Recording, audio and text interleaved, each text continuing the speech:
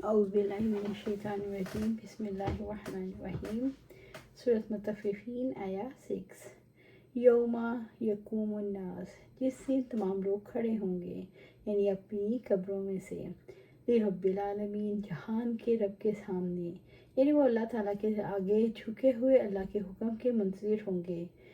ابن عمر رضی اللہ تعالیٰ عنہ ہی سے روایت ہے کہ آپ صلی اللہ علیہ وسلم نے اس آیت کے بارے میں فرمایا، لوگوں، اس روز تمہارا کیا حال ہوگا جب اللہ تعالیٰ تمہیں اس طرح جمع کرے گا جیسے ترکش میں تیر جمع کیے جاتے ہیں، پھر 50,000 برس تک وہ تمہاری طرف دیکھے گا بھی نہیں۔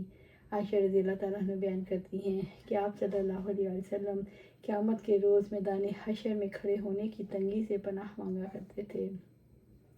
جس دن لوگ رب کائنات کے سامنے کھڑے ہوں گے، ان کا پسینہ ان کے آدھے آدھے کانوں تک ہوگا۔ سورۃ مطففین آیا 7۔ کلا، ہرگز نہیں، یعنی تمہارا یہ خیال باطل ہے کہ نہ قیامت آئے گی نہ حساب کتاب ہوگا۔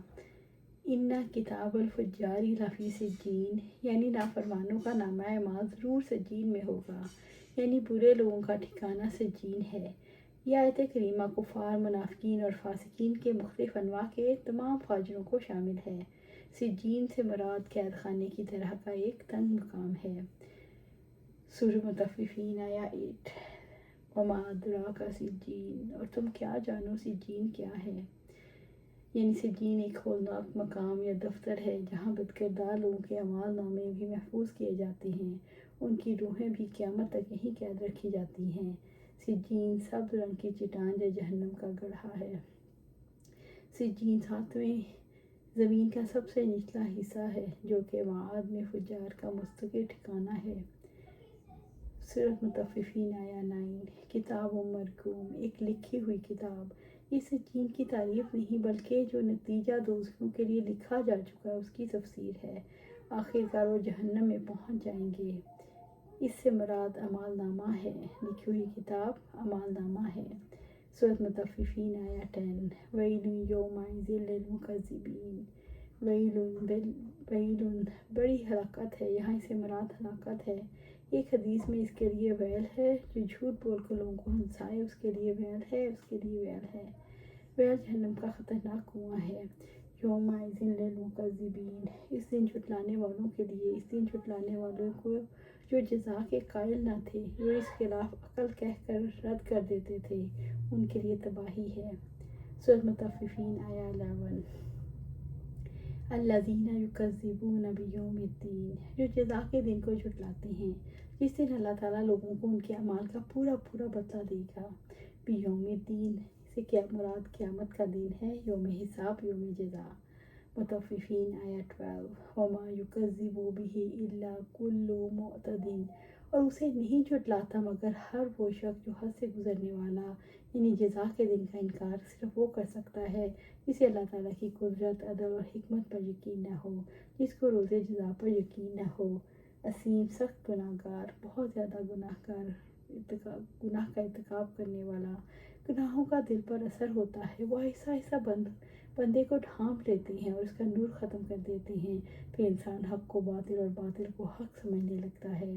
مطففین آیا 13۔ قالا اذا تتلی علیہ آیاتنا، جب اس کو ہماری آیات پڑھ کر سنائی جاتی ہیں، قالا کہتا ہے، چھوڑو باتوں کو، اساطیر الاولین، یہ تو پہلے لوگوں کی کہانیاں ہیں، پرانی باتیں، پرانے لوگ، جو حد سے تجاوز کر چکا، جو آیات سن کر غور و فکر نہیں کرتا، جو اللہ کی آیات سن کر اسے عقل لوگوں کی کہانیاں قرار دیتا ہے۔ مطففین آیا 14۔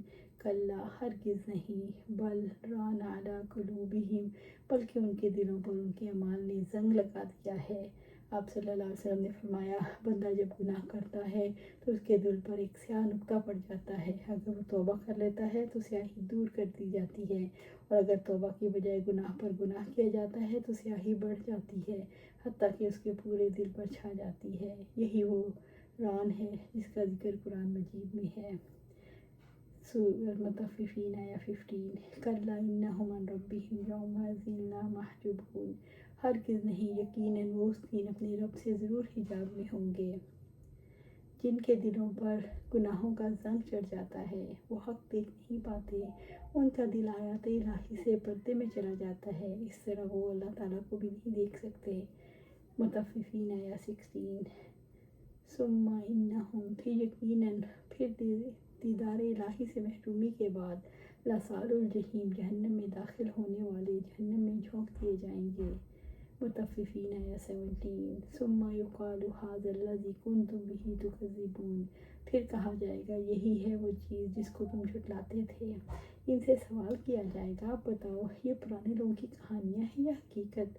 یہی ہے جہنم جس پر تم یقین نہیں کر پاتے تھے۔ مطففین آیا 18۔ کلا ان کتاب الابرار لفی علیین، ہرگز نہیں، یقیناً دے دوں گا نامہ اعمال۔ اللہ رب العزت نے فجار کے نامہ اعمال اور ان کے مقام کا ذکر کرنے بعد ابرار کا ذکر کیا۔ لفی علیین، ضرور علیین میں ہوں گے۔ علیون سے جنت کے بلند ترین حصے کا نام ہے۔ ابرار کا اعمال نامہ سب سے بلند، نہایت وسیع اور سب سے کھلے مقام پر ہوگا، اور ان کی لکھی ہوئی کتاب کا مشاہدہ مقرب فرشتے، صدیقین، شہداء کی ارواح کریں گی۔ مطففین آیا 19۔ وما ادراک ما علیون، اور تم کیا جانو علیین کیا ہے؟ اس کا ادراک کرنا ممکن نہیں، اس لیے سوال کیا تم کا ادراک کیسے کر سکتے ہو، کیسے معلوم ہو؟ عقل عاجز ہے، لیکن وہی وہ ذریعہ ہے جسے علیین کے بارے میں پتہ چل سکتا ہے۔ مطففین آیا 20۔ کتاب مرقوم، ایک لکھی ہوئی کتاب، ایک دفتر ہے جس میں نیک لوگوں کے نام اور کام درج ہیں۔ علیون سے مراد ساتوں آسمان ہیں جہاں مومنوں کی روحیں لے جاتی ہیں۔ بعض کہتے ہیں اسے مراد جنت ہے، یعنی جنتیوں کے نام درج ہیں، ان کے اعمال درج ہیں، ان کی ارواح کو اول وہاں لے جا کر پھر اپنے ٹھکانے پر پہنچا دیا جاتا ہے۔ قبر سے بھی ان ارواح کا ایک تعلق قائم رکھا جاتا ہے۔ یہ مقام 7ویں آسمان کے اوپر ہے اور مکرمین کی ارواح اسی جگہ مقیم رہتی ہیں۔ واللہ اعلم۔ اللہ سبحانہ تعالیٰ سے دعا ہے ہمیں قرآن و سنت پر عمل کرنے کی توفیق دے، اس پر جمع دے اور جنت الفردوس کے اعلیٰ مقام پر اپنے پاس خیر عطا فرمائے۔ آمین یا رب العالمین۔